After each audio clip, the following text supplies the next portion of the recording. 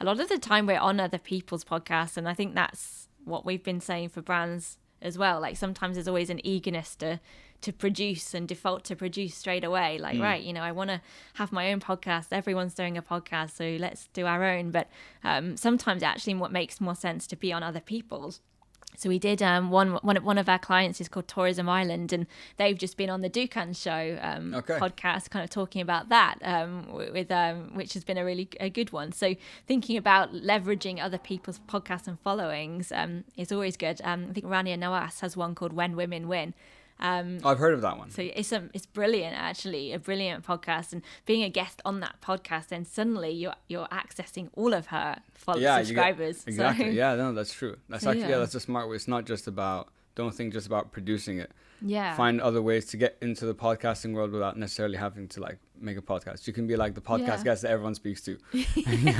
Exactly. And then like you're kind of you're not having to build up your audience from scratch. So because it is a time investment, like as you kind of know with doing your podcast, like you're constantly doing content. So rather sometimes than starting from scratch, unless you're prepared to really sort of take it seriously and really put your time and effort in, sometimes that's the way. But yeah, we've kind of got our own podcast, but it's good as well, sort of, you know, almost being observers and kind of looking at the ecosystem and sort of helping people navigate their way through it too. Sure. So do you guys help companies, let's say I'm a brand, I came to you, and you guys would help produce the podcast for us? Or is that is that how it works? So like the brainstorming, the content, or like walk us through like what would that look like? Yeah, so exactly as you say. So we would work with you on in terms of literally piecing that podcast together from like start to finish. Okay. So it's fun actually. Like as you kind of get your skin under the feet, get your feet under the skin. I can't even think of how to say it now, but you get underneath it. That's what I was trying to say.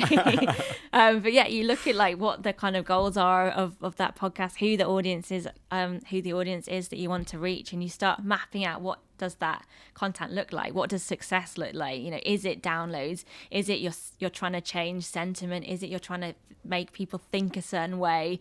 Are you trying to mobilize a behavior? And once you kind of know that, then you can start thinking about, right, you know, what does our host look like? So who do we want to speak to? You know, is it from who are we? Is it from Africa or Middle East? You know, what audiences are we trying to attract? So therefore the host needs to represent that. Then from a content perspective, you know, trying to figure out like what we want to say and make it as engaging as possible and having a point to every episode. And that's just kind of the production part of it. But then I guess the sort of fun part and also the most effective part is once you've done your podcast is trying to distribute it properly and promote it and measure it. So I think there's about 18 different aggregator sites. There's, you know, everything from Castbox to Anchor to Acast to Audio Boom. There's so many to be on. So thinking about which platforms kind of suit you best, and then once you've done that, I was almost how we do it is we treat each episode as almost a mini PR campaign. So we would be like, okay, this podcast is all around, you know, I don't know, to take MasterCard's financial inclusion. So we can then, how can we PR that? So one, we might have the YouTube piece that we have. We might create an audiogram for social media channels. We might create an op-ed piece as well that we can then push out through to different media channels. And you can use the AI software as well. So you can literally pop that through the whole podcast and suddenly you get like a document which like is literally the whole transcript. It's so cool. Oh, that's awesome. So yeah, and there's so much you can do with that. And then thinking about, you know, your host and your people on that podcast, so treating them as your ambassadors to actually use their social followings to push out the podcast too. So there's just there's a lot of different ways. It's almost just like just working it as hard as possible and then measuring it after a while too. So yeah, it's a good one. Yeah, because you said that on the webinar is maximizing the asset. Yeah. So which is basically what you just talked about, is trying to look at each episode and create as much pieces of content that you can from that episode. And another thing you said, which really like hit home for me, and I was like, after you said it, I was like, shit, okay. So you said that it's great to have a podcast, it's great to have great content, but if no one knows about it, like what are you gaining from that? And when you said that, I was like, Yeah, I've been slacking on social media big time. Oh, no. So I was so happy you said it, because it was kind of like the wake up call I needed. I'm like, oh, we got to get back into this world. It's just not a world that I'm a fan of. It stresses me out to make content myself. I'm just not that guy. But we do the best. We do the best we can. So, in terms of promoting the podcast, like you said, there's all those the ways that you mentioned, like audiograms, YouTube, video, and so on.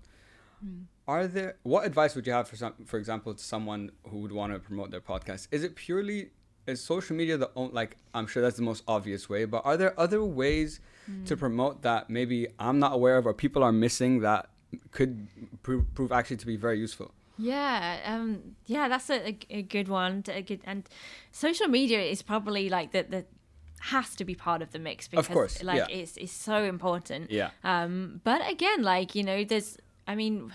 we sort of treat each podcast, you're thinking about every single thing. So I guess it goes back to where is your audience, right? So, your audience, if it's a consumer podcast, or even I don't know, maybe it's a podcast about cars. So you then might want to target as kind of the automotive news channels as well. So there'll be kind of like Arab GT, for example. So you could actually then try and use that podcast and that piece of content to actually, when we say sell in, actually create an article where the link to the podcast is in the article.